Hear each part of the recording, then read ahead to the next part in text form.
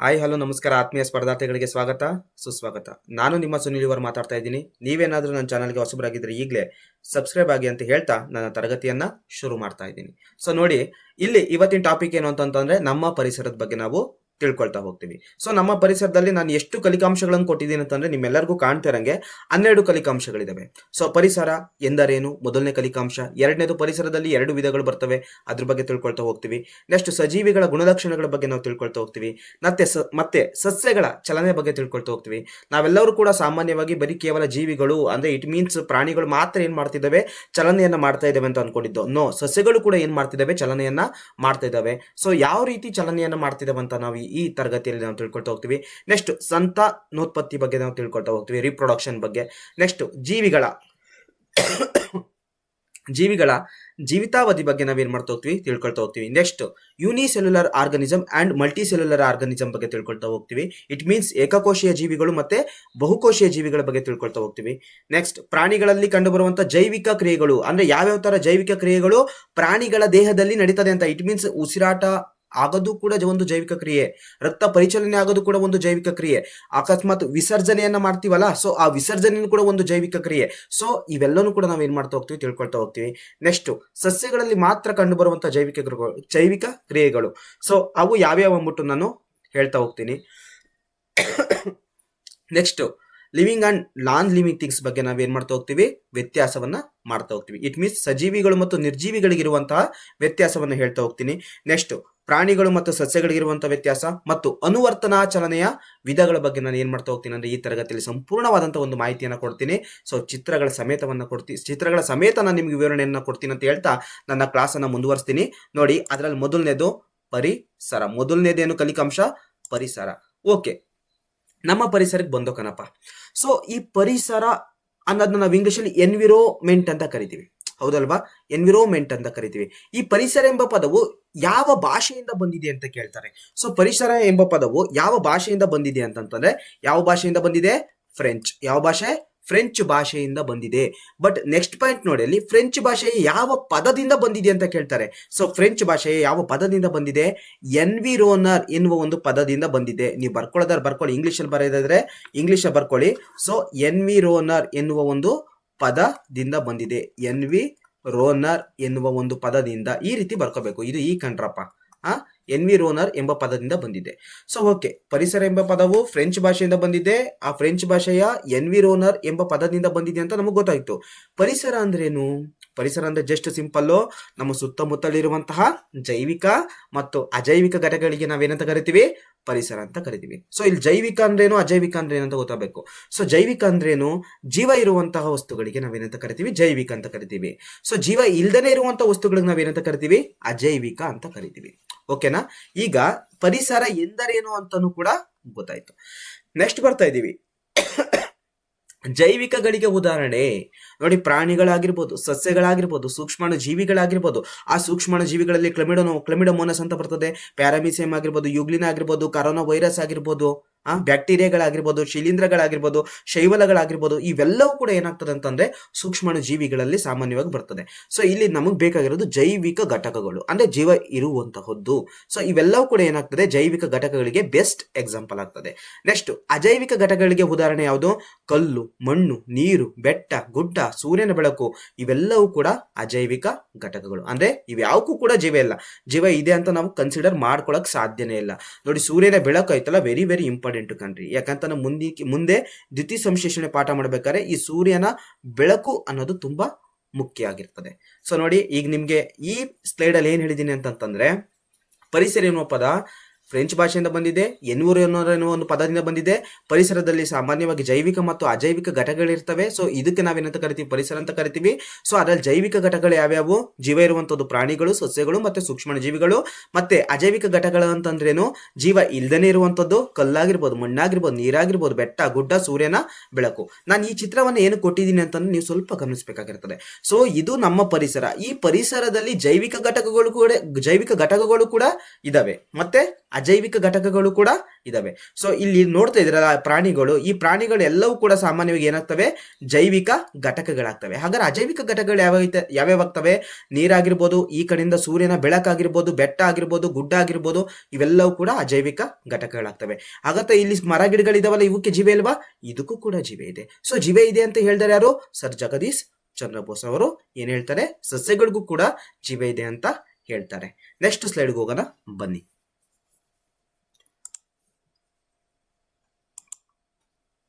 S, ಎರಡನೇ ಕಲಿಕಾಂಶ ಏನಿದೆ, ಪರಿಸರದ ಎರಡು ವಿಧಗಳು. ಇವಾಗ ತಾನೇ ಜಸ್ಟ್ ಹೇಳಿದೆ, ಪರಿಸರದ ಎರಡು ವಿಧಗಳು, ಒಂದು ಜೈವಿಕ ಘಟಕಗಳು, ಇನ್ನೊಂದು ಅಜೈವಿಕ ಘಟಕಗಳು. ಬಯೋಟಿಕ್ ಫ್ಯಾಕ್ಟರ್ ಅಂಡ್ ಎಬಯೋಟಿಕ್ ಫ್ಯಾಕ್ಟರ್ ಅಂತ ನಾವೇನ್ ಮಾಡ್ತಾ ಹೋಗ್ತೀವಿ ಅಂತಂದ್ರೆ ಇಂಗ್ಲಿಷ್ ಅಲ್ಲಿ ಕಲಿತಾ ಹೋಗ್ತೀವಿ. ನೋಡಿ, ಪರಿಸರದ ಎರಡು ವಿಧಗಳು, ಒಂದು ಜೈವಿಕ, ಇನ್ನೊಂದು ಯಾವುದು, ಒಂದು ಜೈವಿಕ ಆದ್ರೆ ಇನ್ನೊಂದು ಯಾವ್ದಾಗುತ್ತೆ, ಅಜೈವಿಕ. ಹೌದಲ್ವಾ, ಆಪೋಸಿಟ್ ವರ್ಡ್ ಈಸಿಯಾಗಿ ಗೊತ್ತಾಗುತ್ತೆ. ಸೊ ಇವಾಗ ತಾನೇ ಜೈವಿಕ ಘಟಕಗಳು ಯಾವ್ಯಾವು, ಅಜೈವಿಕ ಘಟಕಗಳು ಯಾವ್ಯಾವು, ಜೈವಿಕ ಅಂದ್ರೇನು, ಅಜೈವಿಕ ಅಂದ್ರೇನು ಅಂತ ಹೇಳಿದ್ದೀನಿ. ಈಗ ಎರಡನೇ ಕಲಿಕಾಂಶನು ಕೂಡ ಮುಗೀತು. ಮೂರನೇ ಕಲಿಕಾಂಶಕ್ಕೆ ಹೋಗೋಣ ಬನ್ನಿ.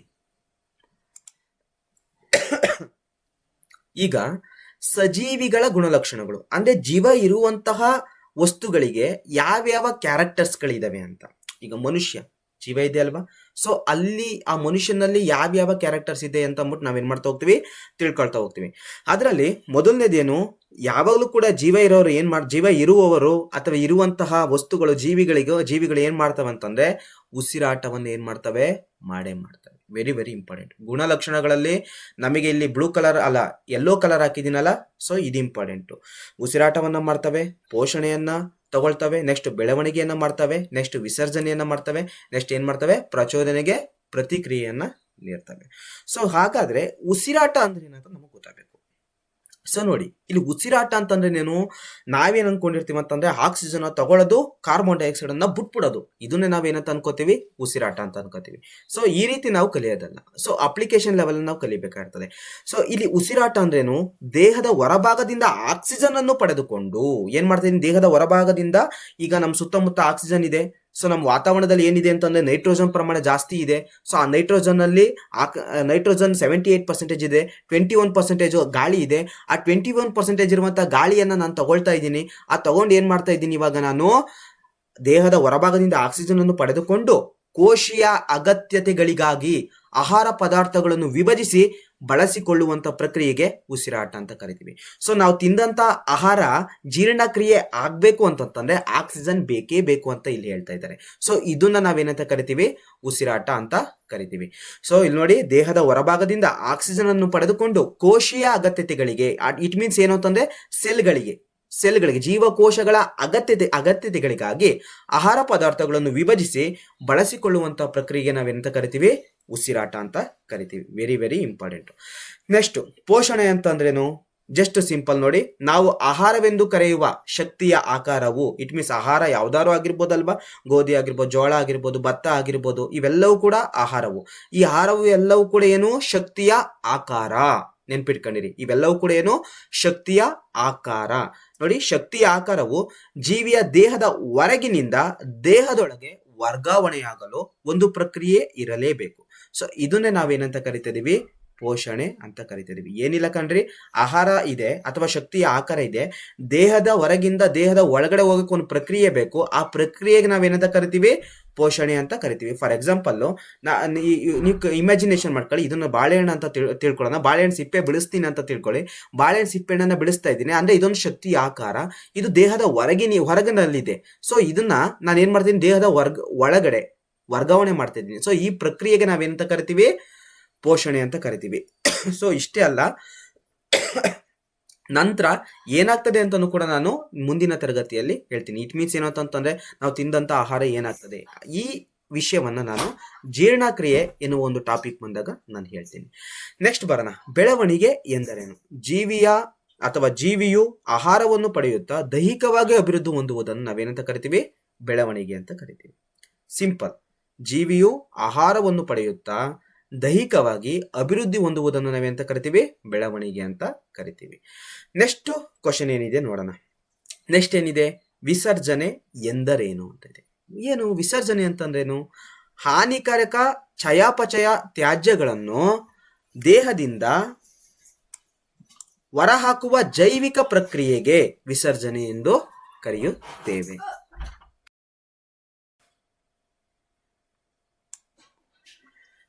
ನೋಡಿ, ವಿಸರ್ಜನೆ ಅಂತಂದ್ರೇನು, ನಾವು ಸಿಂಪಲ್ ಆಗಿ ಇನ್ನೂ ಕೂಡ ಹೇಳ್ಬೇಕಂತಂದ್ರೆ ನಮ್ಮ ದೇಹದಿಂದ ಏನಾಗ್ತದೆ, ತ್ಯಾಜ್ಯ ವಸ್ತುಗಳನ್ನು ಹೊರಹಾಕುವಂತ ಪ್ರಕ್ರಿಯೆ. ಸೊ ಹೆಂಗೆ, ಈಗ ದೇಹದಲ್ಲಿ ಏನಾಗ್ತದೆ, ಈಗ ಯೂರಿನ್ ಅನ್ನ ಪಾಸ್ ಮಾಡ್ತೀವಿ, ಇದೇನು ವಿಸರ್ಜನೆ ಮಾಡ್ದಂಗೆ, ಅಂದ್ರೆ ತ್ಯಾಜ್ಯ ವಸ್ತುಗಳನ್ನ ನಾವೇನ್ ಮಾಡ್ತಿದೀವಿ, ದೇಹದಿಂದ ಹೊರ ಹಾಕ್ತಿದೀವಿ. ಸೊ ಇದನ್ನ ನಾವೇನಂತ ಕರಿತೀವಿ, ವಿಸರ್ಜನೆ ಅಂತ ಕರಿತೀವಿ. ನಾವು ಯೂರಿನ್ ಮೂಲಕ ಮಾತ್ರ ನಾವು ವಿಸರ್ಜನೆ ಮಾಡಲ್ಲ, ಬೆವರಿನ ಮೂಲಕನೂ ಕೂಡ ನಾವೇನ್ ಮಾಡ್ತೀವಿ, ವಿಸರ್ಜನೆಯನ್ನ ಮಾಡ್ತೀವಿ. ಸೊ ಮುಂದೆ ಹೇಳ್ತಾ ಹೋಗ್ತೀನಿ. ಪ್ರಚೋದನೆಗೆ ಪ್ರತಿಕ್ರಿಯೆ, ರೆಸ್ಪಾಂಡ್ ಟು ಸ್ಟಿಮ್ಯುಲಸ್.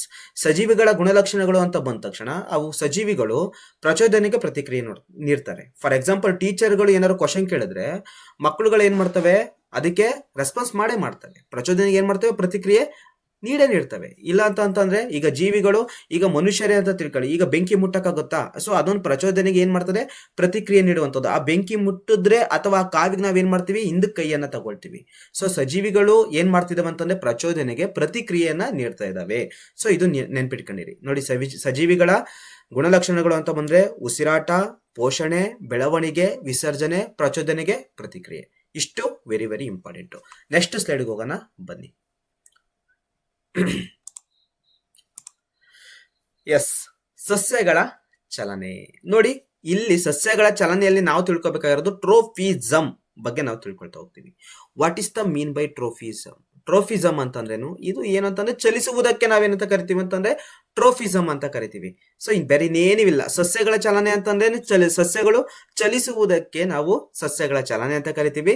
ಅದನ್ನ ನಾವು ಟ್ರೋಫಿಸಮ್ ಎನ್ನುವ ಒಂದು ಪದವನ್ನ ಕೊಟ್ಟಿದ್ದಾರೆ. ಸೊ ಆ ಟ್ರೋಫಿಸಮ್ ಅಂತಂದ್ರೆ ಸಸ್ಯಗಳು ಪರಿಸರದ ಅನೇಕ ಪ್ರಚೋದನೆಗೆ ಚಲಿಸುವುದಕ್ಕೆ ನಾವೇನಂತ ಕರಿತೀವಿ, ಟ್ರೋಫಿಸಮ್ ಅಂತ ಕರಿತೀವಿ, ಅಥವಾ ಸಸ್ಯಗಳ ಚಲನೆ ಅಂತ ಕರಿತೀವಿ. ಫಾರ್ ಎಕ್ಸಾಂಪಲ್ ನೋಡಿ, ಸಸ್ಯಗಳು ಪರಿಸರದ ಅನೇಕ ಪ್ರಚೋದನೆಗೆ, ನೋಡಿ ಅನೇಕ ಪ್ರಚೋದನೆಗೆ, ಇಟ್ ಮೀನ್ಸ್ ಇಲ್ಲಿ ಸೂರ್ಯಕಾಂತಿ ಹೂ ಇದೆ ಅಂತ ತಿಳ್ಕೊಳ್ಳೋಣ.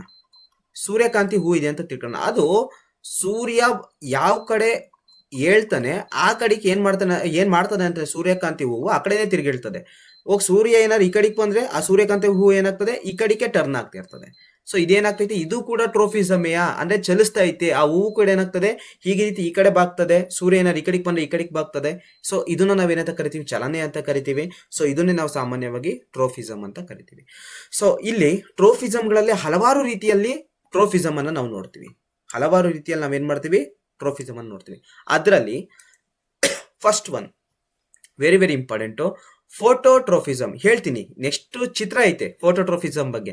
ನೆಕ್ಸ್ಟ್ ಗ್ರಾವಿಟೋಟ್ರೋಫಿಸಮ್. ನೆಕ್ಸ್ಟ್ ಗ್ರಾವಿಟೋಟ್ರೋಫಿಸಮ್ ನಾವೇನಂತ ಕರಿತೀವಿ, ಜಿಯೋಟ್ರೋಫಿಸಮ್ ಅಂತ ಕರಿತೀವಿ. ಫೋಟೋ ಅಂತಂದ್ರೇನು, ಲೈಟ್. ಗ್ರಾವಿಟೋ ಅಂತಂದ್ರೇನು, ಗ್ರಾವಿಟಿ. ಕೀಮೋಟ್ರೋಫಿಸಮ್, ನೆಕ್ಸ್ಟ್ ಏನು, ಕೀಮೋಟ್ರೋಫಿಸಮ್. ಕೀಮೋ ಅಂತಂದ್ರೇನು, ರಾಸಾಯನಿಕ ವಸ್ತುಗಳು. ನೆಕ್ಸ್ಟ್ ಹೈಡ್ರೋಟ್ರೋಫಿಸಮ್. ಹೈಡ್ರೋಟ್ರೋಫಿಸಮ್ ಅಂತಂದ್ರೇನು, ಹೈಡ್ರೋ ಅಂತಂದ್ರೇನು, ನೀರು. ನೆಕ್ಸ್ಟ್ ತಿಗ್ಮೋಟ್ರೋಫಿಸಮ್ ಅಂತಂದ್ರೇನು, ಸ್ಪರ್ಶಾನುವರ್ತನೆ ಅಂತ ಕರಿತೀವಿ. ನೆಕ್ಸ್ಟ್ ಹೆಲಿಯೋಟ್ರೋಫಿಸಮ್ ಅಂತಂದ್ರೇನು, ಆಸ್ ಇಟ್ ಈಸ್ ಫೋಟೋಟ್ರೋಫಿಸಮ್ಗೆ ಇನ್ನೊಂದು ಅರ್ಥವನ್ನೇ ಹೋಲುತ್ತೆ ಇದು. ಸೊ ನೋಡಿ, ಈಗ ಚಲನೆ, ಇವೆಲ್ಲ ಫೋಟೋಟ್ರೋಫಿಸಮ್ ಅಂದ್ರೇನು, ಚಲನೆ ಅಂತ ಹೇಳಿದ್ದೀನಿ. ಸೊ ಇಲ್ಲಿ ಫೋಟೋಟ್ರೋಫಿಸಮ್ ಬಗ್ಗೆ ಈಗ ನಾವೇನ್ ಮಾಡ್ತಾ ಹೋಗೋಣ, ತಿಳ್ಕೊಳ್ತಾ ಹೋಗೋಣ. ಇಲ್ಲಿ ನೋಡಿ, ಫೋಟೋಟ್ರೋಫಿಸಮ್ ಅಂತ ಐತೆ. ಸೊ ಫೋಟೋಟ್ರೋಫಿಸಮ್ ಅಂತಂದ್ರೆ ಈ ಚಿತ್ರ ನೋಡಿದ ತಕ್ಷಣ ಗೊತ್ತಾಗ್ತದೆ, ಗಿಡವು ಸೂರ್ಯನ ಕಡೆಗೆ ಬಾಗುವುದಕ್ಕೆ ನಾವೇನಂತ ಕರಿತೀವಿ, ಫೋಟೋಟ್ರೋಫಿಸಮ್ ಅಂತ ಕರಿತೀವಿ. ನೆಕ್ಸ್ಟ್ ನೋಡಿ, ಜಿಯೋಟ್ರೋಫಿಸಮ್ ಅಥವಾ ಗ್ರಾವಿಟ್ರೋಫಿಸಮ್ ಅಂತಿದೆ. ಈ ಬೇರುಗಳು ಅಥವಾ ಗಿಡದ ಬೇರುಗಳು ಭೂಮಿಯ ಕೆಳಗಡೆ ಆಳವಾಗಿ ಹೋಗುವುದಕ್ಕೆ ನಾವೇನಂತ ಕರಿತೀವಿ, ಜಿಯೋಟ್ರೋಫಿಸಮ್. ಜಿಯೋ ಅಂತಂದ್ರೇನು, ಗ್ರಾವಿಟಿ. ಜಿಯೋ ಅಂತಂದ್ರೇನು, ಭೂಮಿ. ಆ ಭೂಮಿಯ ಕೆಳಗಡೆ ಹೋಗುವಂಥದ್ದು. ಗ್ರಾವಿಟೋಟ್ರೋಫಿಸಮ್ ಅಂತಂದ್ರೇನು, ಗುರುತ್ವ ಅನುವರ್ತನೆ ಅಂತ. ಅಂದ್ರೆ ಗುರುತ್ವದ ಆಧಾರದ ಮೇಲೆ ಏನ್ ಮಾಡ್ತವೆ, ಗಿಡಗಳು ಚಲಿಸುತ್ತವೆ. ಟ್ರೋಫಿಸಮ್ ಅಂದ್ರೆ ಏನು, ಚಲಿಸುತ್ತವೆ. ನೆಕ್ಸ್ಟ್ ಕೀಮೋಟ್ರೋಫಿಸಮ್. ಅಂದ್ರೆ ಕೀಮೋ ಅಂತಂದ್ರೇನು, ರಾಸಾಯನಿಕ ವರ್ತನೆ. ಎಲ್ಲಿ ರಾಸಾಯನಿಕಗಳಿರ್ತವೆ ಆ ರಾಸಾಯನಿಕಗಳಿಗೆ ಏನಾಗ್ತವೆ ಅಂತಂದ್ರೆ ಬೇರುಗಳು ವಾಲ್ತವೆ. ನೆಕ್ಸ್ಟ್ ಬರೋಣ, ಇದೇನು, ಇದು ಹೆಲಿಯೋಟ್ರೋಫಿಸಮ್ ಅಂತ. ಏನು, ಹೆಲಿಯೋಟ್ರೋಫಿಸಮ್. ನೋಡಿ ಇಲ್ಲಿ ಹೇಳಿದ್ದೀನಲ್ಲ, ಹೆಲಿಯೋಟ್ರೋಫಿಸಮ್. ಇದು ಕೂಡ ಏನು ಅಂತಂತಂದ್ರೆ ಸೂರ್ಯ ಯಾವ ಕಡೆ ದಿಕ್ಕಿನಲ್ಲಿ ಇರ್ತಾನೆ ಆ ದಿಕ್ಕು ಕಡೆಗೆ ಬಾಗ್ತಾ ಇರ್ತದೆ ಗಿಡಗಳು. ನೆಕ್ಸ್ಟ್ ಇದೇನಿದು, ತಿಗ್ಮೋಟ್ರೋಫಿಸಮ್. ಈ ಜಾಗವನ್ನು ನೋಡ್ತಾ ಇದ್ರಲ್ವಾ ನೀವು, ಈ ಜಾಗಕ್ಕೆ ನಾವೇನಂತ ಕರಿತೀವಿ, ತಿಗ್ಮೋಟ್ರೋಫಿಸಮ್ ಅಂತ ಕರಿತೀವಿ.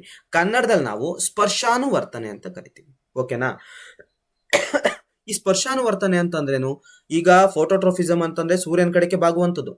ಗ್ರಾವಿಟೋಟ್ರೋಫಿಸಮ್ ಅಂತಂದ್ರೆ ಗುರುತ್ವ ಕರ್ಷಣ ಬಲದಿಂದ ಭೂಮಿ ಕಡೆ ಚಲಿಸುವಂತದ್ದು ಬೇರುಗಳು. ಕಿಮೋಟ್ರೋಫಿಸಮ್ ಅಂತಂದ್ರೆ ರಾಸಾಯನಿಕ ಕಡೆಗೆ ಬೇರುಗಳು ಚಲಿಸುವಂತದ್ದು.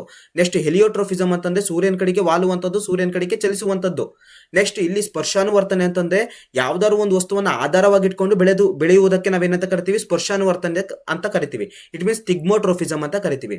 ಅಂದ್ರೆ ಫಾರ್ ಎಕ್ಸಾಂಪಲ್ ಈಗ ಮೆಣಸಿದೆಯಲ್ಲ, ಆ ಮೆಣಸು ಕೂಡ ಏನು ಒಂದು ಮರವನ್ನ ಆಧಾರವಾಗಿ ಇಟ್ಕೊಂಡು ಏನ್ ಮಾಡ್ತಾ ಹೋಗ್ತದೆ, ಬೆಳೀತಾ ಹೋಗ್ತದೆ. ಸೊ ಹಾಗಾಗಿ ಅದು ತಿಗ್ಮೋಟ್ರೋಫಿಸಮ್ಗೆ ಉದಾಹರಣೆ ಆಗಿದೆ.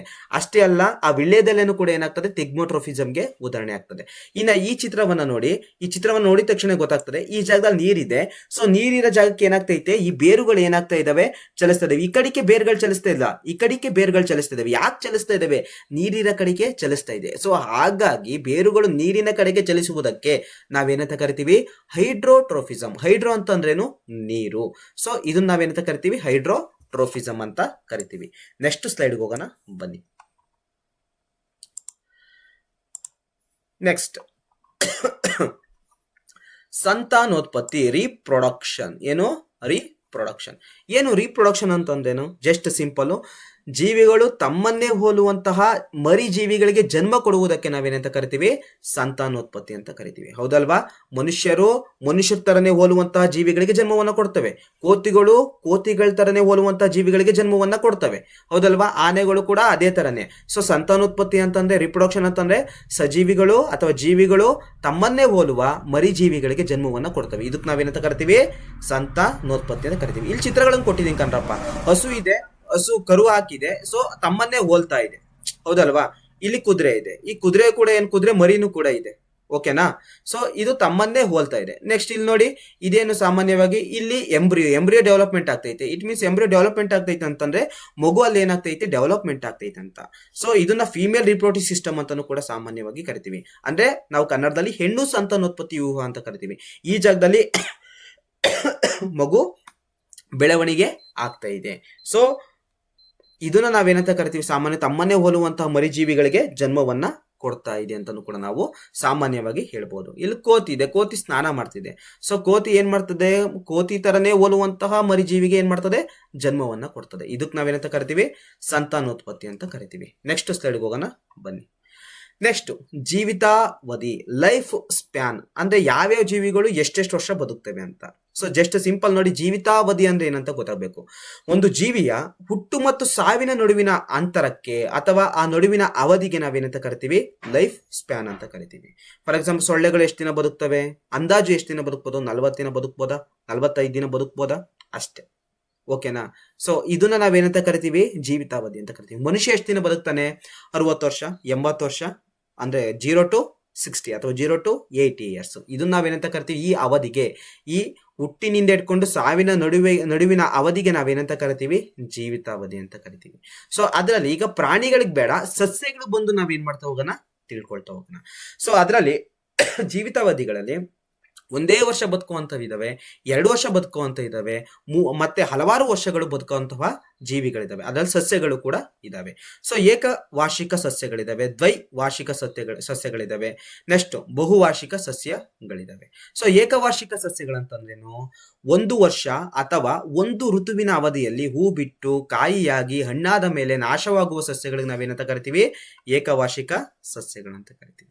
ಸೊ ಇದು ಒಂದೇ ವರ್ಷ ಮತ್ತೆ ಒಂದೇ ಋತುವಿನಲ್ಲಿ ಏನಾಗ್ತದೆ, ಬೆಳೀತದೆ, ಹಣ್ಣಾಗ್ತದೆ, ಕಾಯಿ ಆಗ್ತದೆ, ಮತ್ತೆ ಕೊನೆಗೆ ಏನಾಗ್ತದೆ, ನಾಶ ಆಯ್ತದೆ, ಅಂದ್ರೆ ಸತ್ತು ಹೋಗ್ತದೆ. ಸೊ ಇಂತಹ ಸಸ್ಯಗಳಿಗೆ ನಾವು ಏಕವಾರ್ಷಿಕ ಸಸ್ಯಗಳು ಅಂತ ಕರಿತೀವಿ. ನೆಕ್ಸ್ಟ್ ದ್ವೈವಾರ್ಷಿಕ ಸಸ್ಯಗಳು ನೋಡಿ. ಏಕವಾರ್ಷಿಕ ಸಸ್ಯಗಳು ಬೆಸ್ಟ್ ಎಕ್ಸಾಂಪಲ್ ಏನು, ಗೋಧಿ ಆಗಿರ್ಬೋದು, ಭತ್ತ ಆಗಿರ್ಬೋದು, ಸಾಸಿವೆ ಆಗಿರ್ಬೋದು, ಸೌತೆಕಾಯಿ ಆಗಿರ್ಬೋದು, ಟೊಮೊಟೊ ಆಗಿರ್ಬೋದು, ಇವೆಲ್ಲವೂ ಕೂಡ ಏಕವಾರ್ಷಿಕ ಸಸ್ಯಗಳು. ಅಂದ್ರೆ 1 ವರ್ಷನೇ ಇರ್ತವಂತ ಅಲ್ಲ, ಒಂದು ಋತು.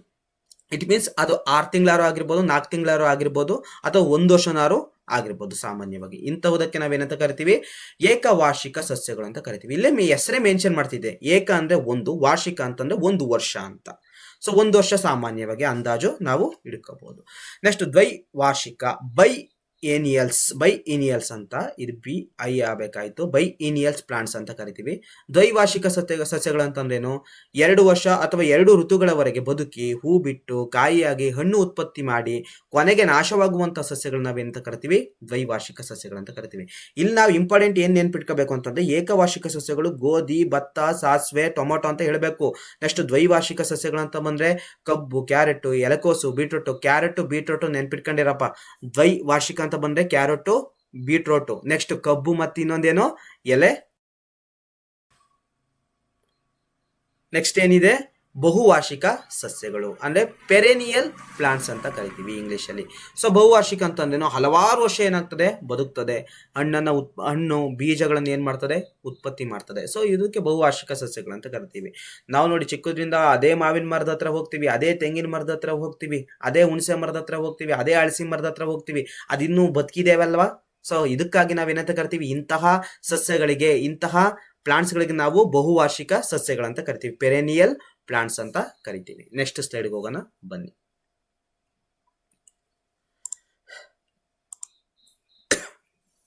ನೆಕ್ಸ್ಟ್ ಸ್ಲೈಡ್, ಏಕಕೋಶ ಮತ್ತು ಬಹುಕೋಶೀಯ ಜೀವಿಗಳ ವ್ಯತ್ಯಾಸ. ಏಕಕೋಶ ಜೀವಿಗಳು ಮತ್ತೆ ಬಹುಕೋಶ ಜೀವಿಗಳು. ನಮ್ಮ ಭೂಮಿಯಲ್ಲಿ ಸಾಮಾನ್ಯವಾಗಿ ಹಲವಾರು ಜೀವಿಗಳಿದ್ದಾವೆ. ಅದರಲ್ಲಿ ಏಕಕೋಶ ಜೀವಿಗಳು ಸಾಮಾನ್ಯವಾಗಿದ್ದಾವೆ, ಮತ್ತೆ ಬಹುಕೋಶೀಯ ಜೀವಿಗಳಿದ್ದಾವೆ. ಸೊ ಅದರಲ್ಲಿ ಯೂಕ್ಯಾರೆಟ್ ಅಂತ ಬರ್ತವೆ, ಮತ್ತೆ ಪ್ರೋಕ್ಯಾರೆಟ್ ಸೆಲ್ಸ್ ಅಂತ ಬರ್ತವೆ. ಸೊ ಆ ಟಾಪಿಕ್ ಬಂದಾಗ, ಸೆಲ್ಸ್ ಟಾಪಿಕ್ ಬಂದಾಗ ಅದನ್ನ ನಾನು ಹೇಳ್ತಾ ಹೋಗ್ತೀನಿ. ಸ್ವಲ್ಪ ಇದನ್ನ ನೀವು ಸಿಂಪಲ್ ಆಗಿ ತಿಳ್ಕೊಂಡಿರಿ. ಏಕಕೋಶ ಜೀವಿಗಳು ಮತ್ತೆ ಬಹುಕೋಶ ಜೀವಿಗಳು, unicellular organism and multicellular organism ಬಗ್ಗೆ ನಾನು ಹೇಳ್ತಾ ಇದ್ದೀನಿ. ಅಲ್ಲಿ ಯೂನಿಸೆಲ್ಯುಲರ್ ಆರ್ಗನಿಸಮ್ ಬಗ್ಗೆ ಕೊಟ್ಟಿದ್ದೀನಿ.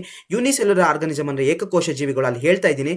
ಒಂದೇ ಒಂದು ಜೀವಕೋಶನು ಹೊಂದಿರುತ್ತವೆ. ಅಂದ್ರೆ ಒಂದೇ ಒಂದು ಜೀವಕೋಶನು ಹೊಂದಿರುವಂತಹ ಜೀವಿಗಳಿಗೆ ನಾವು ಏಕಕೋಶ ಜೀವಿ ಅಂತ ಕರಿತೀವಿ. ಅಂದ್ರೆ ಆ ದೇಹ ಫುಲ್ ಏನಾಗ್ತದೆ? ಒಂದೇ ಜೀವಕೋಶದಿಂದ ಏನಾಗ್ತದೆ? ಎಲ್ಲಾ ಕಾರ್ಯವನ್ನು ನಿರ್ವಹಿಸ್ತದೆ.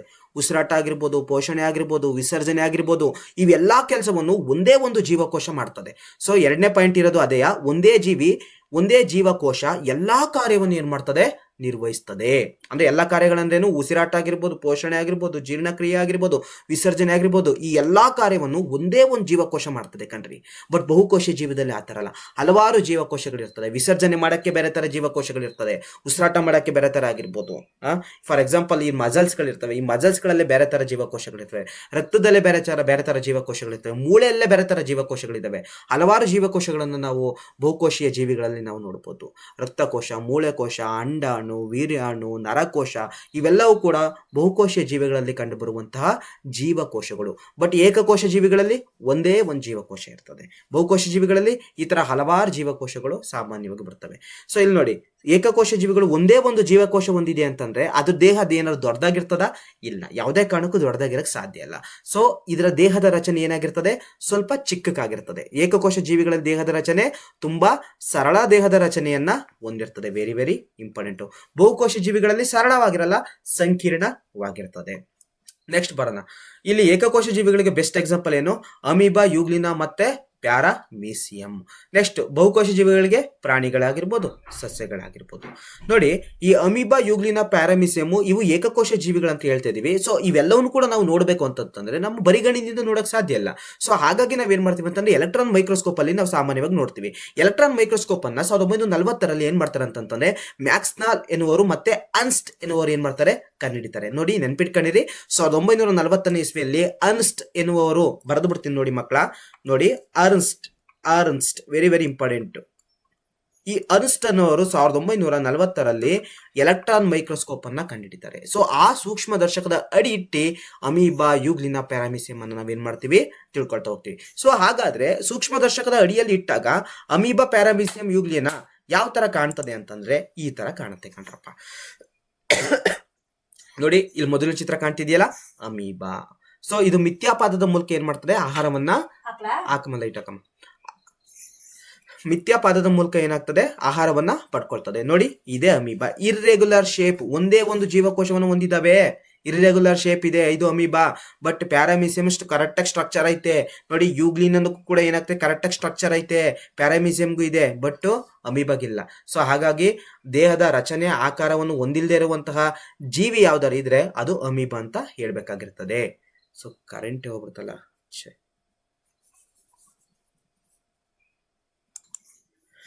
ಇರ್ಲಿ, ಕರೆಂಟ್ ಹೋದ್ರೂ ಪರವಾಗಿಲ್ಲ. ನಿಮ್ಗೆ ಅರ್ಥ ಆದ್ರೆ ಸಾಕು ಟಾಪಿಕ್ಗಳು, ಸರಿನಾ? ಮುಂದೆ ಹೇಳ್ತಾ ಹೋಗ್ತೀನಿ ನೋಡಿ. ಸೊ ಅಮೀಬಾ, ಪ್ಯಾರಾಮಿಸಿಯಂ, ಯುಗ್ಲಿನಾ ನೋಡಿ, ಇವೇ ಸ್ಟ್ರಕ್ಚರ್ಗಳು. ಇವೆಲ್ಲವೂ ಕೂಡ ನೀವು ಡಿಗ್ರಿಯಲ್ಲಿ ಕಲ್ತಿರ್ತೀರ. BSc ಮಾಡೋರು, ಆಕ್ಚುಲಿ CBZ ಮಾಡೋರು ಇವೆಲ್ಲವನ್ನು ಕೂಡ ಸಾಮಾನ್ಯವಾಗಿ ಮೈಕ್ರೋಸ್ಕೋಪ್ ಅಲ್ಲಿ ನೋಡಿರ್ತಾರೆ. ಸೊ ಎಲೆಕ್ಟ್ರಾನ್ ಮೈಕ್ರೋಸ್ಕೋಪ್ ಅಲ್ಲಿ ನೋಡಿರ್ತಾರೆ. ಸೊ ಮೈಕ್ರೋಸ್ಕೋಪ್ ಅಂತ ಬಂದಾಗ ನಮ್ಗೆ ನೆನಪಾಗಬೇಕಾಗಿರೋದು ಈ ಜೀವಕೋಶಗಳು ಅಂತ ಬಂದಾಗ, ಜೀವಕೋಶವನ್ನ ಕಂಡುಹಿಡಿದಿತ್ತು ಯಾರು? Robert Hooke. ಎಷ್ಟಲ್ಲಿ ಕಂಡುಹಿಡಿತಾನೆ? 1665ನೇ ಇಸ್ವಿಯಲ್ಲಿ ರಾಬರ್ಟ್ ಹುಕ್ ಎನ್ನುವರು ಏನ್ ಮಾಡ್ತಾರೆ? ಜೀವಕೋಶವನ್ನ ಕಂಡುಹಿಡಿತಾರೆ. 1674ನೇ ಇಸ್ವಿಯಲ್ಲಿ ಇನ್ನೊಬ್ಬ ಸೈಂಟಿಸ್ಟ್ ಬರ್ತಾರೆ. ಅವ್ರು ಯಾರು ಹೇಳಿ? 1674ರಲ್ಲಿ ಅಂದ್ರೆ 9 ವರ್ಷಗಳ ನಂತರ ಬರೋದು ಲೆವನ್ ಹಾಕ್ ಅಂತ ಬರ್ತಾರೆ. ಸೊ ಇವ್ರು ಏನ್ ಮಾಡ್ತಾರೆ ಅಂತಂದ್ರೆ ಸಜೀವ ಕೋಶಗಳನ್ನು ಏನ್ ಮಾಡ್ತಾರೆ? ಕಂಡುಹಿಡಿತಾರೆ. 1831ರಲ್ಲಿ ಒಬ್ಬರು ಸೈಂಟಿಸ್ಟ್ ಬರ್ತಾರೆ, ಜೀವಕೋಶದಲ್ಲಿ ಕೋಶ ಕೇಂದ್ರವನ್ನು ಏನ್ ಮಾಡ್ತಾರೆ? ಕಂಡುಹಿಡಿತಾರೆ. ನೆಕ್ಸ್ಟ್ ಅಲ್ಲಿ ಕೋಶ ದ್ರವ್ಯ ಇರ್ತದೆ, ಅದಕ್ಕೆ ಪ್ರೋಟೋಪ್ಲಾಸಮ್ ಏನೋ ಒಂದು ಪದವನ್ನ ಕೊಡ್ತಾರೆ. ಯಾರು ಕೊಡ್ತಾರೆ ಅಂತಂದ್ರೆ ಫರ್ಕಿನ್ಜೆ ಅವರು ಸಾಮಾನ್ಯವಾಗಿ ಕೊಡ್ತಾರೆ. 1838 ಮತ್ತೆ 39 ಇಸ್ವಿಯಲ್ಲಿ ಜೀವಕೋಶಗಳು ಸಂಬಂಧಪಟ್ಟಂತೆ ಬಂದ್ರೆ ಅಲ್ಲಿ ಸ್ಲೀಡನ್ ಮತ್ತೆ ಶ್ವಾನ್ ಎನ್ನುವರು ಏನ್ ಮಾಡ್ತಾರೆ? ಬರ್ತಾರೆ. ಸೊ ಅವ್ರ ಬಗ್ಗೆನೂ ಕೂಡ ನಾನು ಹೇಳ್ತಾ ಹೋಗ್ತೀನಿ. ಅವ್ರು ಕೋಶ ಸಿದ್ಧಾಂತವನ್ನ ಮಂಡಿಸ್ತಾರೆ. ಆ ಕೋಶ ಸಿದ್ಧಾಂತವನ್ನು ವಿಸ್ತರಿಸಿದ್ದ ಯಾರು ಅಂತಂತಂದ್ರೆ ವರ್ಚೋ ಅವ್ರು ಏನ್ ಮಾಡ್ತಾರೆ? ಕೋಶ ಸಿದ್ಧಾಂತವನ್ನು ಮಂಡಿಸ್ತಾರೆ. ಜೀವಕೋಶ ಪಾಠ ಬಂದಾಗ ಹೇಳ್ತೀನಿ. ಸೊ ಇವಾಗ ಸದ್ಯಕ್ಕೆ ನಿಮಗೆ ಈ ಏಕಕೋಶ ಜೀವಿಗಳು ಮತ್ತೆ ಬಹುಕೋಶ ಜೀವಿಗಳಂತಿದಾವಲ್ಲ, ಸೊ ಏಕಕೋಶ ಜೀವಿಗಳು ಇಲ್ಲಿ ನೋಡ್ತಾ ಇದ್ದೀರಲ್ಲ, ಅಮೀಬಾ, ಪ್ಯಾರಾಮಿಸಿಯಂ, ಯುಗ್ಲಿನಾ. ನೆಕ್ಸ್ಟ್ ಸ್ಲೈಡ್ಗೆ ಹೋಗೋಣ ಬನ್ನಿ. ಪ್ರಾಣಿಗಳಲ್ಲಿ ಕಂಡುಬರುವಂತಹ ಜೈವಿಕ ಕ್ರಿಯೆಗಳು. ಸೊ ಇಲ್ಲಿ ನೀವೆಲ್ಲಾ ಪ್ರಾಣಿಗಳನ್ನ ನೀವು ನೋಡ್ತೀರಾ. ಸೊ ಈ ಪ್ರಾಣಿಗಳಲ್ಲಿ ಸಾಮಾನ್ಯವಾಗಿ ಕಂಡುಬರುವಂತಹ ಜೈವಿಕ ಕ್ರಿಯೆಗಳು ಯಾವ್ದಾದ್ರು ಇದ್ರೆ ಅದು ರಕ್ತ ಪರಿಚಲನೆ, ಉಸಿರಾಟ, ಜೀರ್ಣಕ್ರಿಯೆ, ವಿಸರ್ಜನೆ. ಇವೆಲ್ಲವೂ ಕೂಡ ಏನು? ಪ್ರಾಣಿಗಳಲ್ಲಿ ಕಂಡುಬರುವಂತಹ ಜೈವಿಕ ಕ್ರಿಯೆಗಳು. ನೆಕ್ಸ್ಟ್ ಸ್ಲೈಡ್ಗೆ ಹೋಗೋಣ ಬನ್ನಿ. ಎಸ್, ಸಸ್ಯಗಳಲ್ಲಿ ಕಂಡುಬರುವಂತಹ ಜೈವಿಕ ಕ್ರಿಯೆಗಳು. ಸಸ್ಯಗಳಲ್ಲಿ ಯಾವ್ಯಾವ ಜೈವಿಕ ಕ್ರಿಯೆಗಳು ಬರ್ತವೆ ನೋಡಿ? ದ್ಯುತಿ ಸಂಶ್ಲೇಷಣೆ ಕ್ರಿಯೆ ನಡೀತದೆ ಸಸ್ಯಗಳಲ್ಲಿ. ಏನಾಗ್ತದೆ? ದ್ಯುತಿ ಸಂಶ್ಲೇಷಣೆ ಕ್ರಿಯೆ ನಡೀತದೆ. ಮತ್ತೆ ಬಾಷ್ಪ ವಿಸರ್ಜನೆ ಆಗ್ತದೆ. ದ್ಯುತಿ ಸಂಶ್ಲೇಷಣೆ ಕ್ರಿಯೆ ಅಂತಂದ್ರೇನು? ಸಸ್ಯಗಳು ತಮ್ಮ ಆಹಾರವನ್ನು ತಾವೇ ತಯಾರಿಸಿಕೊಳ್ಳುವಂತಹ ಕ್ರಿಯೆಗೆ ನಾವೇನಂತ ಕರಿತೀವಿ? ದ್ಯುತಿ ಸಂಶ್ಲೇಷಣೆ ಕ್ರಿಯೆ ಅಂತ ಕರಿತೀವಿ. ಸೊ ಸಸ್ಯಗಳನ್ನ ಸಾಮಾನ್ಯವಾಗಿ ನಾವು ಉತ್ಪಾದಕರು ಅಂತಾನೂ ಕೂಡ ಕರಿತೀವಿ. ಓಕೆನಾ? ಸೊ ನೋಡಿ, ದ್ಯುತಿ ಸಂಶ್ಲೇಷಣೆ ಕ್ರಿಯೆ ಆಗ್ಬೇಕು ಅಂತಂದ್ರೆ ನೋಡಿ ಮಕ್ಕಳ, ಇಲ್ಲಿ ನಿಮಗೆ ಚಿತ್ರ ಕಾಣ್ತಾ ಇದೆ. ದ್ಯುತಿ ಸಂಶ್ಲೇಷಣೆ ಪ್ರೊಸೆಸ್ ಆಫ್ ಫೋಟೋಸಿಂಥಸಿಸ್. ದ್ಯುತಿ ಸಂಶ್ಲೇಷಣೆ ಅಂತಂದ್ರೇನು? ಫೋಟೋಸಿಂಥಸಿಸ್ ಅಂತ. ಸೊ ಈ ದ್ಯುತಿ ಸಂಶ್ಲೇಷಣೆ ಕ್ರಿಯೆ ಆಗ್ಬೇಕು ಅಂತಂದ್ರೆ ಸೂರ್ಯನ ಬೆಳಕು ಬೇಕೇ ಬೇಕು. ಓಕೆನಾ? ಅದಾದ್ಮೇಲೆ ಏನ್ ಬೇಕು? ಕಾರ್ಬನ್ ಡೈಆಕ್ಸೈಡ್ ಬೇಕೇ ಬೇಕು, ನೀರ್ ಬೇಕೇ ಬೇಕು, ನೆಕ್ಸ್ಟ್ ಲವಣಗಳು ಬೇಕು. ಏನ್ ಬೇಕು? ಲವಣಗಳು ಬೇಕು. ಇವೆಲ್ಲವೂ ಇದ್ರೆ ಮಾತ್ರ C6, H12, O6 ಮಾತ್ರ ಪ್ರೊಡ್ಯೂಸ್ ಆಗೋದು. So it means glucose produce ಆಗೋದು. ಸೊ ಗ್ಲೂಕೋಸ್ ಪ್ರೊಡ್ಯೂಸ್ ಆಗಬೇಕು ಅಂತಂದ್ರೆ, ಗ್ಲೂಕೋಸ್ ಅಂತಂದ್ರೆ ಎನರ್ಜಿ ಅಲ್ವಾ, ಅದು ಆಹಾರ ಅಲ್ವಾ. ಸೊ ಸಸ್ಯಗಳಲ್ಲಿ ಇದು ಪ್ರೊಡ್ಯೂಸ್ ಆಗಬೇಕು ಅಂತಂದ್ರೆ, ದ್ಯುತಿ ಸಂಶ್ಲೇಷಣೆ ಕ್ರಿಯೆ ಆಗ್ಬೇಕು ಅಂತಂತಂದ್ರೆ ಏನಿರ್ಬೇಕು? ಸೂರ್ಯನ ಬೆಳಕು ಇರಬೇಕು, ಅದನ್ನ ಕಾರ್ಬನ್ ಡೈಆಕ್ಸೈಡ್ ಇರಬೇಕು, ನೀರ್ ಇರಬೇಕು, ಲವಣಗಳಿರ್ಬೇಕು. ಇವೆಲ್ಲವೂ ಇದ್ರೆ ಮಾತ್ರ ಏನಾಗ್ತದೆ? ಸಸ್ಯಗಳು ತಮ್ಮ ಆಹಾರವನ್ನ ತಾವೇ ತಯಾರಿಸ್ಕೊಳ್ತವೆ. ಸೊ ಅದಕ್ಕಾಗಿ ಇವನ್ನ ಸ್ವಪೋಷಕಗಳು ಅಂತ ಕರಿತೀವಿ. ಸಸ್ಯಗಳನ್ನ ನಾವೇನಂತ ಕರಿತೀವಿ? ಸ್ವಪೋಷಕಗಳು ಅಂತ ಕರಿತೀವಿ. ನೆಕ್ಸ್ಟ್ ಇದು ಬಾಷ್ಪ ವಿಸರ್ಜನೆ ಅಂತಿದೆ. ಸೊ ಇದು ಸಸ್ಯಗಳ ನಡೆಯುವಂತ ಜೈವಿಕ ಕ್ರಿಯೆಗಳಲ್ಲಿ ಬಾಷ್ಪ ವಿಸರ್ಜನೆ ಕೂಡ ಹೌದು. ಬಾಷ್ಪ ವಿಸರ್ಜನೆ ಅಂದ್ರೆ ಏನಿಲ್ಲ, ಒಂದು ಸಸ್ಯ ಇದೆ, ಆ ಸಸ್ಯದಲ್ಲಿ ಏನಾಗಿದೆ ಅಂತ ನೀರಿನ ಪ್ರಮಾಣ ಜಾಸ್ತಿ ಆಗಿದೆ. ಸೊ ಈ ನೀರಿನ ಪ್ರಮಾಣ ಈಗ ಏನಾಗಬೇಕು? ಸಸ್ಯದಿಂದ ಹೊರಗಡೆ ಹೋಗ್ಬೇಕು. ಸೊ ಸಸ್ಯದಿಂದ ಹೊರಗಡೆ ಹೋಗ್ಬೇಕು ಅಂತಂತಂದ್ರೆ ಯಾವ್ದ್ರ ಮೂಲಕ ಕಳಿಸ್ತದೆ ಅಂತಂತಂದ್ರೆ ಪತ್ರರಂಧ್ರದ ಮೂಲಕ ಏನ್ ಮಾಡ್ತದೆ? ನೀರನ್ನ ಹೊರಗಡೆ ಕಳಿಸ್ತದೆ. ಸೊ ಈ ಕ್ರಿಯೆಗೆ ನಾವೇನಂತ ಕರಿತೀವಿ ಅಂತಂದ್ರೆ ಬಾಷ್ಪ ವಿಸರ್ಜನೆ ಅಂತ ಕರಿತೀವಿ. ಸೊ ನಮ್ಮ ದೇಹದಲ್ಲಿ ಏನಾರುವ ನೀರೇನಾರು ಜಾಸ್ತಿ ಆಯ್ತು ಅಂತಂತಂದ್ರೆ ಅಥವಾ ಯೂರಿನ್ ಜಾಸ್ತಿ ಆಯ್ತು ಅಂತಂದ್ರೆ ನಾವೇನ್ ಮಾಡ್ತೀವಿ? ಪೆನಿಸ್ ಮೂಲಕ ಏನ್ ಮಾಡ್ತೀವಿ? ಹೊರಗಡೆ ಕಳಿಸ್ತೀವಿ. ಸೊ ಅದೇ ತರ ಸಸ್ಯಗಳಲ್ಲಿ ನೀರಿನ ಅಂಶ ಏನಾದ್ರು ಜಾಸ್ತಿ ಆಯ್ತು ಅಂತಂತಂದ್ರೆ ಅಲ್ಲಿ ಎಲೆಯಲ್ಲಿ ಏನಿರ್ತವೆ ಅಂತಂದ್ರೆ ಸಾಮಾನ್ಯವಾಗಿ ಪತ್ರರಂಧ್ರ ಇರ್ತದೆ. ಸೊ ಆ ಪತ್ರರಂಧ್ರ ಎಲ್ಲಿರ್ತದೆ ಅಂತಂದ್ರೆ ಒಂದು ಸಸ್ಯ ಜೀವಕೋಶದ ಕೋಶ ಭಿತ್ತಿಯಲ್ಲಿರ್ತದೆ. ಸೊ ಅದನ್ನ ನೆನ್ಪಿಟ್ಕೋಬೇಕು ನೀವು. ಕೋಶ ಭಿತ್ತಿಯಲ್ಲಿ ಪತ್ರರಂಧ್ರ ಸಾಮಾನ್ಯವಾಗಿ ನೋಡ್ತೀವಿ. ಆ ಪತ್ರರಂಧ್ರ ಏನಾಗ್ತವೆ? ಸ್ಟೊಮಾಟ ಅಂತ ಕರಿತೀವಿ. ಇಂಗ್ಲಿಷ್ ಅಲ್ಲಿ ನಾವೇನಂತ ಕರಿತೀವಿ? ಪತ್ರರಂಧ್ರಕ್ಕೆ ಸ್ಟೊಮಾಟ ಅಂತ ಕರಿತೀವಿ. ಈ ಸ್ಟೊಮಾಟದಲ್ಲಿ ಏನಾಗ್ತದೆ? ಆಕ್ಸಿಜನ್ ಹೊರಗಡೆ ಹೋಗೋದು, ಆಕ್ಸಿಜನ್ ಹೊರಗಡೆ ಹೋಗೋದು, ಕಾರ್ಬನ್ ಡೈಆಕ್ಸೈಡ್ ಒಳಗಡೆ ಬರೋದು, ಈ ಕ್ರಿಯೆ ನಡೀತಾ ಇರ್ತದೆ. ಸೊ ಇದೇ ಜಾಗದಲ್ಲಿ ಏನಾಗ್ತದೆ ಅಂತಂದ್ರೆ ನೀರು ಆವಿಯಾಗಿ ಹೋಗ್ತದೆ, ನೀರು ಜಾಸ್ತಿ ಆದಾಗ ಗಿಡದಲ್ಲಿ. ಸೊ ಇದನ್ನ ನಾವೇನಂತ ಕರಿತೀವಿ? ಬಾಷ್ಪ ವಿಸರ್ಜನೆ ಅಂತ ಕರಿತೀವಿ. ನೆಕ್ಸ್ಟ್ ಸ್ಲೈಡ್ಗೆ ಹೋಗೋಣ ಬನ್ನಿ. ಎಸ್, ಸಜೀವಿಗಳು ಮತ್ತೆ ನಿರ್ಜೀವಿಗಳ ವ್ಯತ್ಯಾಸ ನಿಮಗೆ ಗೊತ್ತಾಗ್ತೈತಿ. ಸಜೀವಿಗಳಂತಂದೇನು? ಜೈವಿಕ ಜೀವ ಇರುವಂಥದ್ದು. ನಿರ್ಜೀವಿಗಳಂತಂದೇನು? ಜೀವ ಇಲ್ದಿರುವಂಥದ್ದು. ಸೊ ಇಲ್ಲಿ ನಾವು 3 ಪಾಯಿಂಟ್ಸ್ಗಳನ್ನ ಹೇಳಿದ್ದೀನಿ, ಅದನ್ನ ಸ್ವಲ್ಪ ಕೇರ್ಫುಲ್ ಆಗಿ ನೀವು ತಿಳ್ಕೊಳ್ಳಿ. ಸಜೀವಿಗಳಂತಂದ್ರೆ ಯಾವ ವಸ್ತುಗಳಲ್ಲಿ ಜೈವಿಕ ಕ್ರಿಯೆ ನಡೆಯುತ್ತದೆಯೋ ಅಂತ ವಸ್ತುಗಳಿಗೆ ಸಜೀವಿಗಳು ಅಂತ ಕರಿತೀವಿ. ಸೊ ಇದು ನಿರ್ಜೀವಿಗಳಂತಂದ್ರೆ ಇಲ್ಲಿ ಜೈವಿಕ ಕ್ರಿಯೆ ನಡೆಯಲ್ಲ ಅಷ್ಟೇ, ಇನ್ನೇನಿಲ್ಲ.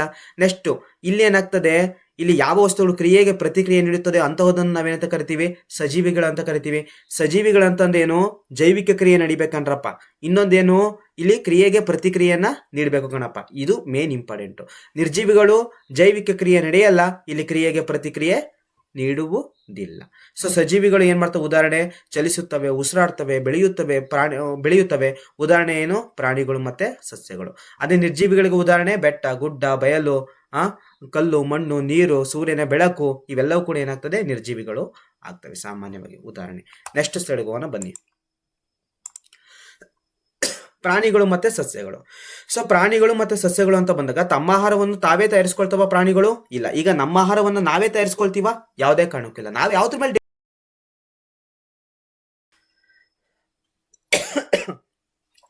ಮೇಲೆ ಡಿಪೆಂಡ್ ಆಗಿದ್ದೀವಿ? ಸಸ್ಯಗಳ ಮೇಲೆ ಡಿಪೆಂಡ್ ಆಗಿದ್ದೀವಿ. ಇಲ್ಲಿ ಪ್ರಾಣಿಗಳು ಮತ್ತೆ ಸಸ್ಯಗಳು ಬಂದಾಗ ವ್ಯತ್ಯಾಸ ಬಂದಾಗ, ಪ್ರಾಣಿಗಳು ಅಂತ ಬಂದ್ರೆ ತಮ್ಮ ಆಹಾರವನ್ನು ತಾವೇ ತಯಾರಿಸ್ಕೊಳ್ಳಲ್ಲ. ಬಟ್ ಸಸ್ಯಗಳು ಅಂತಂತಂದ್ರೆ ತಮ್ಮ ಆಹಾರವನ್ನು ಏನ್ ಮಾಡ್ತವೆ? ತಾವೇ ತಯಾರಿಸಿಕೊಳ್ತವೆ. ಸೊ ಸಸ್ಯಗಳಿಗೆ ನಾವು ಉತ್ಪಾದಕರು ಅಂತಾನೂ ಕೂಡ ಸಾಮಾನ್ಯವಾಗಿ ಕರಿತೀವಿ. ಮತ್ತೆ ತಮ್ಮ ಆಹಾರವನ್ನು ತಾವೇ ತಯಾರಿಸ್ಕೊಳ್ಳಲ್ಲ ಪ್ರಾಣಿಗಳು. ಸೊ ಹಾಗಾಗಿ ನಾವೇನ್ ಮಾಡ್ತಾ ಇದೀವಿ? ಉತ್ಪಾದಕರ ಮೇಲೆ, ಅಂದ್ರೆ ಸಸ್ಯಗಳ ಮೇಲೆ ಏನಾಗಿದ್ವಿ? ಅವಲಂಬಿತವಾಗಿದ್ವಿ. ಅಂದ್ರೆ ಪರಾವಲಂಬಿಗಳಾಗಿದ್ವಿ, ಅದ್ರ ಮೇಲೆ ಅವಲಂಬಿತವಾಗಿದ್ವಿ. ಹಾಗಾಗಿ ಪ್ರಾಣಿಗಳನ್ನ ನಾವೇನಂತ ಕರಿತೀವಿ?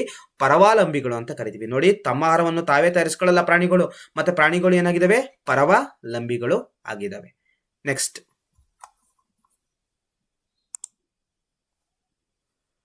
ಅದು ಸ್ವಲ್ಪ ಸೊಳ್ಳೆ ಬಂದ್ಬಿಡ್ತು, ಹಾಗಾಗಿ ಸ್ಟ್ರಕ್ ಆಯ್ತು. ಮುಂದೆ ಹೋಗೋಣ. ನೆಕ್ಸ್ಟ್, ಪ್ರಾಣಿಗಳು ಏನ್ ಮಾಡ್ತವೆ? ವಿಸರ್ಜನೆ ಮಾಡ್ತವೆ, ಉಸಿರಾಟ, ಜೀರ್ಣಕ್ರಿಯೆ, ರಕ್ತ ಪರಿಚಲನೆ ಇವೆಲ್ಲವೂ ಕೂಡ ಮಾಡ್ತವೆ. ಸಸ್ಯಗಳು ದ್ಯುತಿ ಸಂಶ್ಲೇಷಣೆ ಮಾಡ್ತವೆ. ಇನ್ನೇನ್ ಮಾಡ್ತವೆ? ದ್ಯುತಿ ಸಂಶ್ಲೇಷಣೆ ಮಾಡ್ತವೆ, ಉಸಿರಾಟ ಮಾಡ್ತವೆ, ಮತ್ತೆ ಬಾಷ್ಪ ವಿಸರ್ಜನೆ ಮಾಡ್ತವೆ. ಇವೆಲ್ಲವೂ ಕೂಡ ಏನ್ ಮಾಡ್ತವೆ? ಸಸ್ಯಗಳು ಮಾಡ್ತವೆ. ಇವೆಲ್ಲ ಕೀ ಪಾಯಿಂಟ್ಸ್ ಗಳನ್ನು ನೀವು ಬರೆದಿಟ್ಕೋಬೇಕು. ಪ್ರಾಣಿಗಳು ಮತ್ತೆ ಸಸ್ಯಗಳು ತಮ್ಮ ಆಹಾರವನ್ನು ತಾವೇ ತಯಾರಿಸ್ಕೊಳ್ಳೋದಿಲ್ಲ, ಇವು ತಮ್ಮ ಆಹಾರವನ್ನು ತಾವೇ ತಯಾರಿಸ್ಕೊಳ್ತವೆ. ಇವು ಪರಾವಲಂಬಿಗಳಾಗಿವೆ, ಇವು ಸ್ವಾವಲಂಬಿಗಳಾಗಿದ್ದಾವೆ, ಸ್ವಭಾವಿಗಳಾಗಿದ್ದಾವೆ ಅಥವಾ ಸ್ವಾವಲಂಬಿಗಳಾಗಿದ್ದಾವೆ ಅಂತ ಹೇಳ್ಬೇಕಾಗ್ತದೆ. ಸಸ್ಯಗಳನ್ನು ನಾವು ಆಟೋಟ್ರೋಫ್ಸ್ ಅಂತ ಕರಿತೀವಿ. ಏನಂತ ಕರಿತೀವಿ? ಆಟೋಟ್ರೋಪ್ಸ್ ಅಂತ ಕರಿತೀವಿ. ಇಲ್ಲಿ ಪ್ರಾಣಿಗಳಿಗೆ ನಾವೇನಂತ ಕರಿತೀವಿ? ಹೆಟಿರೋಟ್ರೋಪ್ಸ್ ಅಂತ ಕರಿತೀವಿ. Heterotrophs very very important. ಓಕೆನಾ? ನೆಕ್ಸ್ಟ್ ಸ್ಲೈಡಿಗೆ ಹೋಗೋಣ ಬನ್ನಿ. ಅನುವರ್ತನ ಚಲನೆಯ ವಿಧಗಳು. ಏನು ಅನುವರ್ತನ ಚಲನೆಯ ವಿಧಗಳು ಎಂದರೇನು? ಫಾರ್ ಎಕ್ಸಾಂಪಲ್ ನೋಡಿ, ಪ್ರಚೋದನೆಗೆ ಅನುಗುಣವಾಗಿ ಸಸ್ಯಗಳಲ್ಲಿ ಉಂಟಾಗುವಂತ ಚಲನೆಗೆ ನಾವೇನಂತ ಕರಿತೀವಿ? ಅನುವರ್ತನ ಚಲನೆ ಅಂತ ಕರಿತೀವಿ. ಸೊ ಈಗ ತಾನೇ ಮುಂಚೆ ಹೇಳಿದ್ದೀನಿ ನೋಡಿ, ಅಲ್ಲಿ ಏನಂತ ಹೇಳಿದ್ದೀನಿ? ಪ್ರಕಾಶಾನುವರ್ತನೆ ಅಂತ ಹೇಳಿದ್ದೀನಿ. ಇಟ್ ಮೀನ್ಸ್ ಬೆಳಕಿನ ಕಡೆಗೆ ಏನಾಗ್ತದೆ? ಬೆಳಕಿನ ಕಡೆಗೆ ಏನಾಗ್ತದೆ? ಗಿಡಗಳು ಬಾಗ್ತದೆ. ಸೊ ಅದನ್ನೇ ನಾನು ಇಲ್ಲಿ ಏನ್ ಮಾಡಿದ್ದೀನಿ ಅಂತಂದ್ರೆ, ಸ್ವಲ್ಪ ಸಿಂಪಲ್ ಆಗಿ ಇನ್ನೊಂದು ಸ್ವಲ್ಪ ರಿವಿಷನ್ ಆಗ್ಲಿ ಅನ್ಬಿಟ್ಟು ಬರ್ದಿದ್ದೀನಿ. ಸೊ ಅನುವರ್ತನೆ ಅಂದ್ರೆ ಏನು?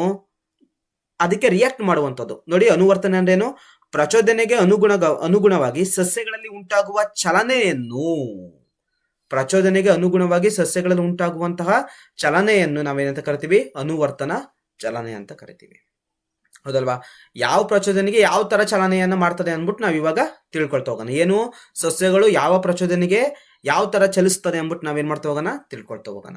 ಸೊ ಅದರಲ್ಲಿ ತಾಪಾನುವರ್ತನೆ ಅಂತಂದ್ರೇನು? ಟೆಂಪರೇಚರ್ ಇರೋ ಕಡೆ ಏನಾಗ್ತದೆ? ಆ ಗಿಡ ಬಾಗ್ತದೆ. ಫಾರ್ ಎಕ್ಸಾಂಪಲ್, ಇವಾಗ ನಾನು ಕತ್ಲೆಯಲ್ಲಿ ತುಂಬಾ ಪಾಠ ಮಾಡ್ತೇನೆ. ನೀವು ಇದೇ ಸ್ಕ್ರೀನ್ ಲೈಟ್ ಮಾತ್ರ ಬರ್ತಾ ಇದೆ. ಸೊ ಇವಾಗ ನಾನು ಏನ್ ಮಾಡ್ತೀನಿ ಅಂತಂದ್ರೆ, ಒಂದು ಗಿಡವನ್ನ ತಗೊಳ್ತೀನಿ.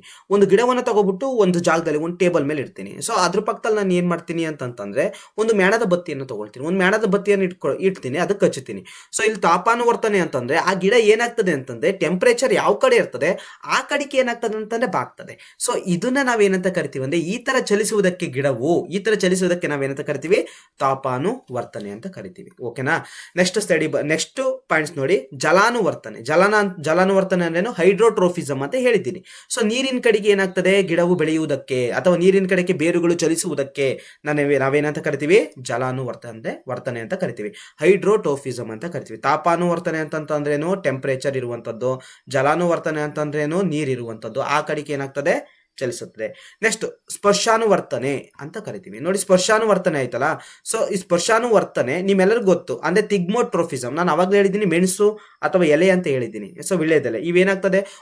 ಒಂದು ಮರವನ್ನು ಆಧಾರವಾಗಿ ಇಟ್ಕೊಂಡು ಏನ್ ಮಾಡ್ತಾ ಹೋಗ್ತದೆ? ಬೆಳೀತಾ ಹೋಗ್ತದೆ. ಸೊ ಇದಕ್ಕೆ ನಾವೇನಂತ ಕರಿತೀವಿ? ಸ್ಪರ್ಶಾನುವರ್ತನೆ ಅಂತ ಮಾಡ್ತೀವಿ. ಅಂದ್ರೆ ಒಂದು ಮರವನ್ನ ಸ್ಪರ್ಶಿಸಿ ಅಥವಾ ಅದನ್ನ ಆಧಾರವಾಗಿ ಇಟ್ಟುಕೊಂಡು ಏನ್ ಮಾಡ್ತಾ ಹೋಗ್ತದೆ, ಬೆಳೀತಾ ಹೋಗ್ತದೆ. ಇದನ್ನ ಸ್ಪರ್ಶಾನುವರ್ತನೆ, ತಿಗ್ಮೋಟ್ರೋಫಿಸಮ್ ಅಂತ ಕರಿತೀವಿ. ಸೊ ಇಲ್ಲಿ ಒಂದು ಪಾಯಿಂಟ್ಸ್ ಇದೆ ನೋಡಿ, ನೊಣದ ಬೋನು ಎಂಬ ಕೀಟ ಹಾರಿ ಅತಿ ವೇಗವಾಗಿ ಏನ್ ಮಾಡ್ತದೆ, ಪ್ರತಿಕ್ರಿಯಿಸುತ್ತದೆ. ಸೊ ಸ್ಪರ್ಶಾನುವರ್ತನೆಯಲ್ಲಿ ಯಾವ ಜೀವಿ ಬೇಗ ಪ್ರತಿಕ್ರಿಯಿಸ್ತದೆ ಅಂತಂತಂದ್ರೆ ನೊಣದ ಬೋನು ಎನ್ನುವ ಒಂದು ಜೀವಿ ಸ್ಪರ್ಶಾನುವರ್ತನೆಗೆ ಬೇಗ ಪ್ರತಿಕ್ರಿಯೆಯನ್ನ ನೀಡ್ತದೆ. ನೆಕ್ಸ್ಟ್ ಏನು, ರಾಸಾಯನಿಕ ವರ್ತನೆ. ರಾಸಾಯನಿಕ ವರ್ತನೆ ಕೀಮೋಟ್ರೋಫಿಸಮ್ ಅಂತ ಕರಿತೀವಿ. ಕೀಮೋ ನಾವು CHEMO ಅಂತ ಬರಬೇಕು, ಕೀಮೋಟ್ರೋಫಿಸಮ್ ಅಂತ ನಾವು ಬರಿಬೇಕಾಗಿರ್ತದೆ. ಸೊ ಏನು ಇಲ್ಲಿ ಕೀಮೋಟ್ರೋಫಿಸಮ್ ಅಂತಂದ್ರೆ ಏನು, ಕೆಮಿಕಲ್ಸ್ ಎಲ್ಲಿರ್ತದೆ ಆ ಕಡೆಗೆ ಬೇರುಗಳು ಬೆಳಿತವೆ. ಫಾರ್ ಎಕ್ಸಾಂಪಲ್ ಈಗ ನೀವು ಜೋಳವನ್ನ ಬೆಳೀತಾ ಇದ್ದೀರಾ, ಸೊ ಆ ಜೋಳವನ್ನ ಬೆಳೀತಾ ಇರ್ಬೇಕಾದ್ರೆ ನೀವು ಹಂಗೆ ಬಿಟ್ರೆ ಅದು ಬೆಳೆಯಕ್ಕೆ ಹೋಗಲ್ಲ, ಬೆಳೆಯಲ್ಲ, ಜಾಸ್ತಿ ವೇಗವಾಗಿ ಬೆಳೆಯಲ್ಲ. ಬಟ್ ಅದು ಗೊಬ್ಬರ ಹಾಕಿ ಸ್ವಲ್ಪ ದೂರದಲ್ಲೇ ಹಾಕಿ, ಸೊ ಸ್ವಲ್ಪ ದೂರದಲ್ಲಿ ಹಾಕ್ದಾಗ ಅಲ್ಲಿ ಬೇರೆ ಏನಾಗ್ತದೆ ಅಂತಂದ್ರೆ ಗೊಬ್ಬರದ ಕಡೆಗೆ ಚಲಿಸ್ತದೆ. ಸೊ ಇದನ್ನ ನಾವೇನಂತ ಕರಿತೀವಿ, ಕೀಮೋಟ್ರೋಫಿಸಮ್ ಅಂತ ಕರಿತೀವಿ. ಅದಕ್ಕಾಗಿ ಏನ್ ಮಾಡ್ತಾರೆ ಅಂತಂದ್ರೆ ಗೊಬ್ಬರವನ್ನ ಹಾಕ್ತಾರೆ ಬೆಳೆಯೋದಕ್ಕೋಸ್ಕರ ಗಿಡಗಳು. ಸೊ ನೆಕ್ಸ್ಟ್ ಧನ ಪ್ರಕಾಶಾನುವರ್ತನೆ ಅಂತ. ಪ್ರಕಾಶಾನುವರ್ತನೆ ಅಂತ, ಧನ ಪ್ರಕಾಶಾನುವರ್ತನೆ, ಪ್ರಕಾಶ ಅಂತಂದ್ರೇನು ಲೈಟ್ ಅಲ್ವಾ. ಧನ ಪ್ರಕಾಶಾನುವರ್ತನೆ ಅಂತಂದ್ರೇನು ಸೂರ್ಯನ ಕಡೆಗೆ ಬಾಗುವುದಕ್ಕೆ ಅಥವಾ ಬೆಳಕಿನ ಕಡೆಗೆ ಬಾಗುವುದಕ್ಕೆ ನಾವೇನಂತ ಕರಿತೀವಿ, ಧನ ಪ್ರಕಾಶಾನುವರ್ತನೆ ಅಂತ ಕರಿತೀವಿ. ಬಟ್ ಋಣ ಪ್ರಕಾಶಾನುವರ್ತನೆ ಅಂತಾನು ಬರ್ತದೆ. ಧನ ಪ್ರಕಾಶಾನುವರ್ತನೆ ಅಂತಂದ್ರೆ ಗಿಡವು ಸೂರ್ಯನ ಕಡೆಗೆ ಬಾಗ್ತದೆ. ಋಣ ಪ್ರಕಾಶಾನುವರ್ತನೆ ಅಂತಂದ್ರೆ ಆ ಬೇರು ಕೆಳಗಡೆ ಹೋಗ್ತದಲ್ಲ, ಈ ಜಿಯೋಟ್ರೋಫಿಸಮ್ ಆಯ್ತಲ್ಲ, ಅದಕ್ಕೆ ಇರುವಂತ ಇನ್ನೊಂದ್ ಹೆಸರೆಯ ಋಣ ಪ್ರಕಾಶಾನುವರ್ತನೆ. ಅದನ್ನು ನೀವು ನೆನ್ಪಿಟ್ಕೊಂಡಿರ್ಬೇಕು, ನಾನು ಈ ಸ್ಲೈಡ್ ಅಲ್ಲಿ ಕೊಟ್ಟಿಲ್ಲ.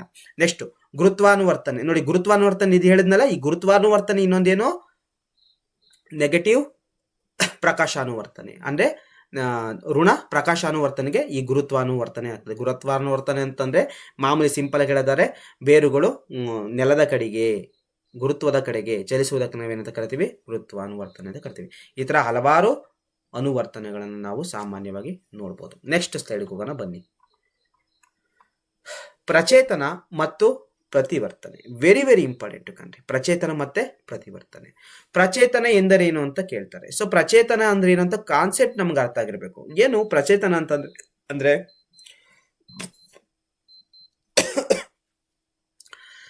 ಎಲ್ಲಾ ಜೀವಿಗಳು ಪರಿಸರದ ಬದಲಾವಣೆಗೆ ಪ್ರತಿವರ್ತಿಸುವ ಮೂಲಕ ಪ್ರವೃತ್ತಿಯನ್ನು ಹೊಂದಿವೆ. ಇದಕ್ಕೆ ನಾವೇನಂತ ಕರಿತೀವಿ, ನಾವು ಪ್ರಚೇತನ ಅಂತ ಕರಿತೀವಿ. ಸೊ ಏನ್ ಮಾಡ್ತವೆ ಅಂತಂದ್ರೆ, ಈಗ ಪರಿಸರದಲ್ಲೇ ಅವಘಡಗಳು ಉಂಟಾಗ್ತವೆ. ಸುನಾಮಿ ಆಗಿರ್ಬೋದು, ಸಾಮಾನ್ಯವಾಗಿ ಭೂಕಂಪ ಆಗಿರ್ಬೋದು, ಜ್ವಾಲಾಮುಖಿ ಆಗಿರ್ಬೋದು. ಸೊ ಇವೆಲ್ಲ ಏನಾಗ್ಲಿ ಕಣ್ರಿ, ಏನಾದ್ರೂ ಆಗ್ಲಿ, ಬಟ್ ಎಲ್ಲಾ ಜೀವಿಗಳು ಪರಿಸರದ ಬದಲಾವಣೆಗಳಾಗ್ತವಲ್ಲ, ಬದಲಾವಣೆಗೆ ಪ್ರತಿವರ್ತಿಸುವ ಮೂಲಕ ಅದಕ್ಕೆ ಏನ್ ಮಾಡ್ತವೆ, ರಿಯಾಕ್ಟ್ ಮಾಡ್ತಾ ಹೋಗ್ತವೆ, ವರ್ತಿಸ್ತಾ ಹೋಗ್ತವೆ. ಸೊ ಪ್ರತಿವರ್ತಿಸುವ ಮೂಲಕ ಪ್ರವೃತ್ತಿಯನ್ನು ಹೊಂದಿವೆ. ಇದಕ್ಕೆ ಏನಂತ ಕರಿತೀವಿ, ಪ್ರಚೇತನ ಅಂತ ಕರಿತೀವಿ. ಸೊ ನೆಕ್ಸ್ಟ್ ಪ್ರತಿವರ್ತನೆ ಅಂತಂದ್ರೇನು, ರಿಯಾಕ್ಟ್ ಮಾಡುವಂಥದ್ದು. ಸಿಂಪಲ್. ಪ್ರತಿವರ್ತನೆ ಅಂದ್ರೇನು, ರಿಯಾಕ್ಟ್ ಮಾಡುವಂಥದ್ದು. ಜೀವಿಗಳು ಪ್ರಚೋದನೆಗಳಿಗೆ ತೋರುವ ಪ್ರತಿಕ್ರಿಯೆಗೆ, ಜೀವಿಗಳು ಪ್ರಚೋದನೆಗೆ ತೋರುವಂತ ಪ್ರತಿಕ್ರಿಯೆಗೆ ನಾವೇನಂತ ಕರಿತೀವಿ, ಪ್ರತಿವರ್ತನೆ ಅಂತ ಕರಿತೀವಿ. ನೋಡಿ, ಇಷ್ಟು ಈ ನಮ್ಮ ಪರಿಸರ ಪಾಠಕ್ಕೆ ಸಂಬಂಧಪಟ್ಟಿರುವಂತಹ ಮಾಹಿತಿ.